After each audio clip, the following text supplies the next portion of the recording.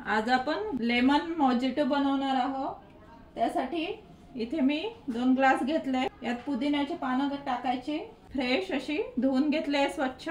Lemon mojito आहे तर लिंबू स्लाइस आहे, 2-3 लिंबूच्या स्लाइस टाकायचे असे छोटे तुकडे करून। इथे शुगर सिरप घेतलाय, साखरेचा पाक आहे, साखर आणि पाणी मिक्स करून घेतलाय आणि लिंबूचा रस टाकायचा।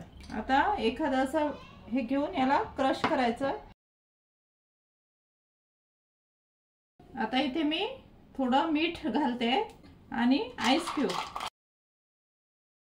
आता आपलं हे मिक्सचर तयार आहे। आता यात थंड पाणी घालते एका ग्लास मध्ये आणि या ग्लास मध्ये सोडा वॉटर घालते। आपलं लेमन मोजिटो तयार आहे। एकदा अशा प्रकारे नक्की करून बघा। आता आपण वॉटरमेलन मोजिटो बनवतोय, त्यासाठी पण आपल्याला लिंबू स्लाइस लागेल। इथे 2 लिंबू स्लाइस घेते। त्यानंतर यात असे वॉटरमेलनचे काप करून टाकायचे। इथे शुगर सिरप टाकते, हे नसेल तर पावडर शुगर टाकली तरी चालते।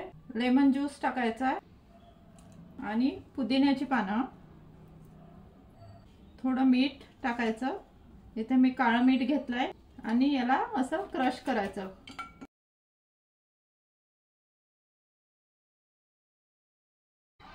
आता आईस क्यूब घालते।